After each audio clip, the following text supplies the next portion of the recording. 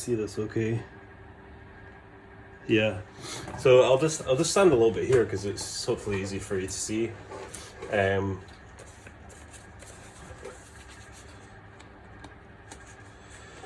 So I'm just making sure the panel's nice and wet.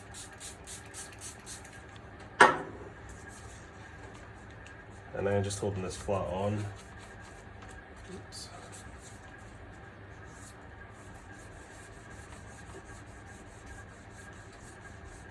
I'm being really gentle because this is really fresh paint. I've cut this a little bit small, so it keeps on coming off.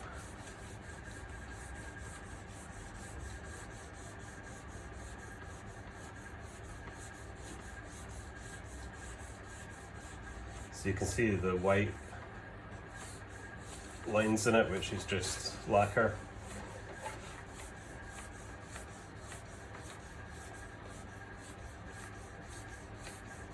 So this is just flattening it.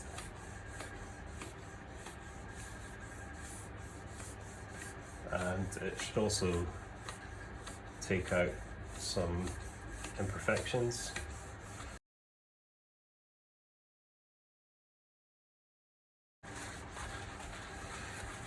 So it then looks worse before it gets better. That's quite smooth there. And basically when you're sanding it, you want to get rid of, you can see the color bits in it. So those are kind of high spots. So you want to sand it down basically so it all looks like that. You don't have to do it all with the wet and dry, because obviously, or not obviously, but after this I'm gonna hit it with 1500 grit on the DA, and then 2000, and then 2500, and then 3000, which might seem a bit extreme, but it makes it a lot less laborious. When you're polishing it, it comes up a lot quicker. So I'm gonna crack on doing with this, and I'm gonna time lapse it because you get the gist and you can see what it looks like once it's finished.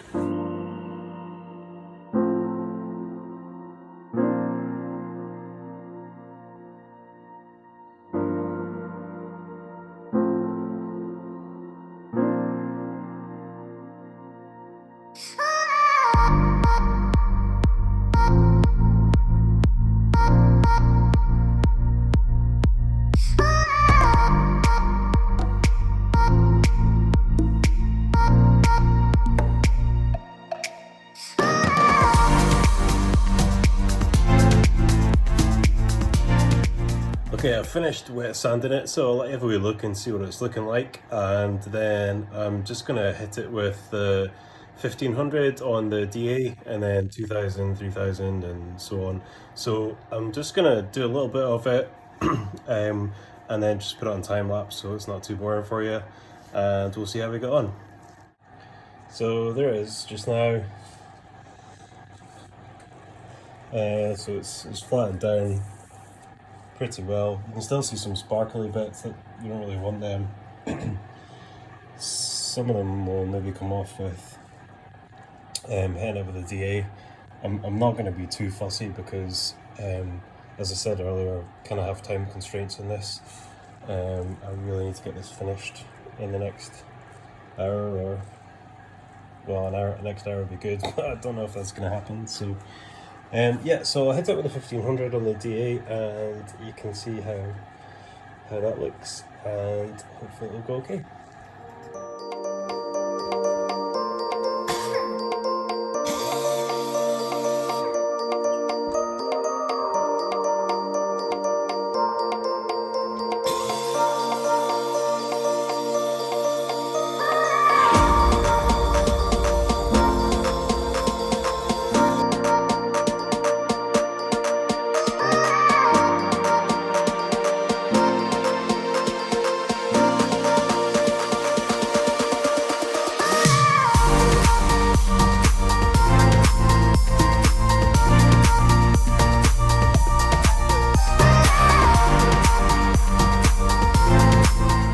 Okay, I finished the sanding, so now I'm just going to polish it. It just kind of looks the same as when I showed you before. You can't really see the difference. It's just basically it's finer and finer and finer grit, so it means that it's smoother, but to look at it, it doesn't really look any different, so I won't bother showing you. But now I'm just gonna mask off the rubbers and then polish that part up. I'll use the cutting compound on it, and you can see that, and then I'll show you what it looks like at the end.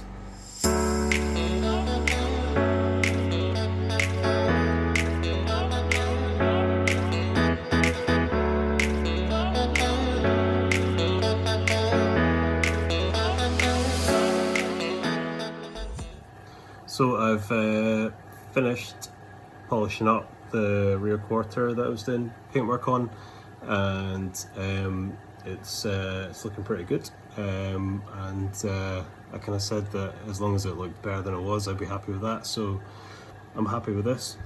I'll probably need to do a little bit more sanding and polishing on it. What often happens is once you put it outside, it kind of, or you know, maybe after a couple of weeks or something, it kind of sinks in and then it goes dull again. So I'll probably need to give it another blast, but I'm really happy with the way it's looking. It's way better than it was, and that's just brilliant. So I'll let you have a look. I don't know if it's too bright to see properly. I mean, the garage, not the car. Yeah, it's come up nice. It's not perfect, but you know, we weren't shooting for perfection. We were shooting for a lot better than it was.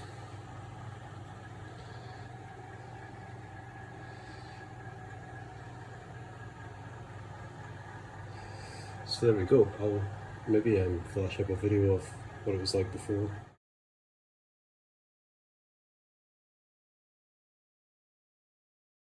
Hey guys, I've finished polishing the car, so that's great, and I'm not going to show you it just yet because I'm going to change the grille and the taillights and whatever else I'm forgetting about. It's not going to be very exciting because it's just changing the grille and taillights, so I'll put it on time lapse, but I'll show you the car once that's done.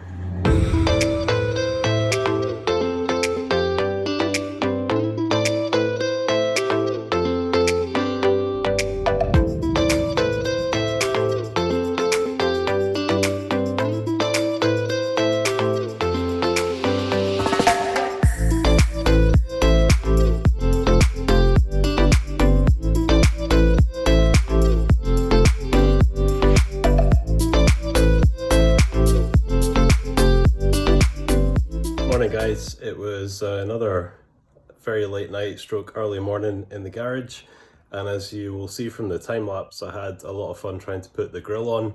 I'm not sure whether it's because it's aftermarket and the clips aren't really that strong, or whether it's because the mounting bracket inside is maybe not quite in the right place, but I'll investigate that when I do the full respray on it, because obviously it'll be coming off again. But yeah, it was quite a lot of footing around, and it was installed at one end with a cable tie when I took the old one off, so I've just done the same again just now. A bit shoddy, but that's fine.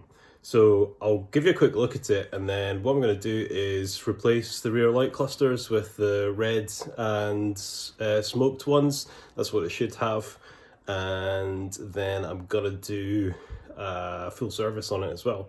So I'm going to time lapse both of those because, again, changing the rear light clusters isn't really very exciting, and hopefully it'll be easier than the grille, and there's lots of videos online on how to do a service. So I'll show you around and then we'll crack on with the rest of it. So there's the grille. Loving that very much. Yeah, one of the reasons why I was flirting around with the spotlights for so long as well is trying to get this straight. But it turns out when they put it together, they've not put the glass in the right position. So that's why I couldn't, after millions of attempts, get it to line up the way it should be, because it's just not possible. So I did think about taking it off and resealing it, but I think it's probably better that I just contact them and get them to send a new one, because if I break it, then it's my problem, whereas right now it's kind of their problem. So there we go. It's all polished up. It needs a wipe down still. It's looking pretty shiny. Yeah, she's maybe managed to get a little bit on there, which always happens. So we'll get that cleaned off. The back bumper is a bit of a riot, to be honest. I'm not sure I was right when I said that there was enough paint and lacquer on it. So if you remember, it was kind of really peely on the top. The back of it looks okay, but the top of it, I'm not sure. Maybe I had the polisher on too high a speed because I was kind of hurrying for the amount of time that it had to harden. That's a possibility, but I think the main problem is that I didn't put enough base coat or lacquer on it, and if you remember, I'd realised that I should have held the gun at a different angle, and that would have helped a lot. So I'll know that for next time. If this was just going as it is, then I would just be repainting that now, but as I'm going to be repainting the full car, it's just going to get left as it is because I'm more than happy with running around in it the way it is. You can see I've put some touch up on the bits that you could see the base coat or the primer through, so it doesn't look great under this sort of light. It's quite bright in here, which is also what you want when you're painting, but outside it should look okay. And even though it's not great at all, it's probably still better than it was, so that's the way it is.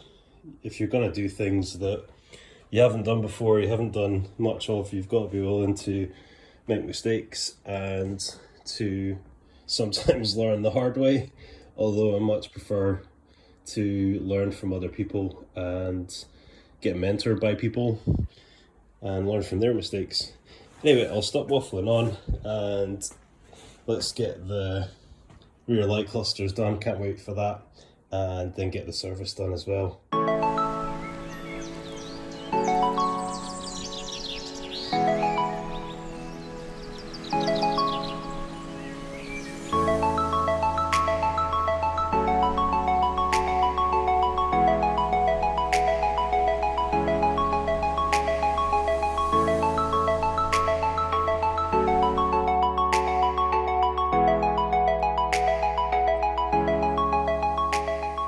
That's the rear light clusters in. Probably made it look a lot more difficult than it should have been, but I got there in the end. Yeah, I was trying to disconnect the plug that goes into it because I thought I maybe had to take that out, but it turns out that you don't on this car, or maybe not on other cars. I've not done too many of those, just on an Evo. So yeah, I got them and I'll show you them, and I realised as well that I hadn't wired up the fog lights, the spotlights. You maybe saw on the ground or maybe not, but there is another Mark II 16 valve Golf Grille here, which is lucky because I didn't have any bulbs for these lights. So I've basically put the bulbs in and connected it up, so that's good. One of them's working, one of them isn't, so I'm hoping it's just the bulb, but if not, maybe there's a wiring fault I need to trace. I'll get some contact cleaner because there is understandably quite a lot of corrosion on the plug that takes the power to the fog light spotlight, because obviously it's just been sitting in an engine compartment and not connected for goodness knows how long. So I'll get some contact cleaner and also order a new bulb and we can try that. But anyway, I'll let you see how it's looking. I'm loving the rear light clusters, it just makes such a big difference, so have a look and see what you think. So yeah, it wasn't too bad fitting these. I'm realizing now why people prefer original over aftermarket, because things don't always just fit quite the way they should. It took ages to get this clip in. It's super simple on this, but on the other one not so much. It's just not quite bent to the right shape, and it's quite hard to try and bend it when it's in there. Obviously it's a spring, so it's got quite a lot of tension, and it's at a kind of awkward angle as well. But anyway, never mind, I got it done, and that's the rear light clusters. I absolutely love those. It's just signature for the 16 valve. My first Golf 1.3, I think I blacked them out completely to start with, and then I got pulled for it by the cops, so I ended up sanding off the paint that I'd put on the bottom part and just left it like that, so it did have something like that. I absolutely loved it, and I also wanted to get the grille with the spotlights for it, but never really had the money and didn't really know how to do the wiring for it. So that's awesome, just totally makes a huge difference to the car. So next job should be a really simple one. Just cursed myself, just gonna do oil and filter change, and that is something I've done quite a few times, so, and it's also very simple, so hopefully that's fine. And also it was done recently as well. The guy did do an oil and filter on it before I got it, just before I got it, but it's a kind of cheapy oil filter and it's cheapy oil, I would imagine, as well. And as I mentioned before, I want to put the stuff in it that I expect will stop it being rattly when it starts up, as all 16 valves are, or at least every one I've had. The other thing I'm going to do, which is probably not going to be that popular with purists, I guess, I'm going to drill some holes in the airbox. And the reason I'm going to do that is because the thing that totally sold me on getting one of these cars was the induction noise that you get at about 4,500 revs. It's probably the first time I'd heard proper induction noise on the car, and I just thought it sounded absolutely awesome. And it was in my brother's friend's brother car. Sorry, I'm so tired. I finished at 3:30. Yeah, it was in my friend's brother's car, and so as soon as I got one, I drilled holes in the airbox and that as well, and it does sound rather good. You might be thinking, why don't I get an induction kit for it? I'm not actually sure what the induction kit for this looks like, or if it's probably going to be different, because obviously you've got all this gubbins. That's the K-Jet fuel. So you've got all this gubbins here. Usually induction kits aren't actually giving you more power, because usually they sit closer to the engine, and so obviously you're going to get heat soak. With any engine, you want to have the air as cold as possible, hence why you have intercoolers on turbo cars and things like that. So it's definitely good to have the air intake as far away from the heat as you can, and as you can see right now, it's down there, and that's the air intake down there. It's not really focusing too good, but grab a light, that maybe help. Yeah, so that's the air intake down there, just that bit there that I'm tapping. So basically that's quite far away, and it's as far away as you can get, really. So we don't want to introduce air flow into the engine somewhere where it's warmer. So what I'm going to do is just drill quite a few holes on the airbox on this side of the filter, because obviously if we do it on the other side of the filter, that's not going to be good. And hopefully you'll appreciate the sound it makes and think that I'm not a total boy racer for doing it, although I'm too old to be a boy racer. Anyway, I'm going to stop waffling, crack on.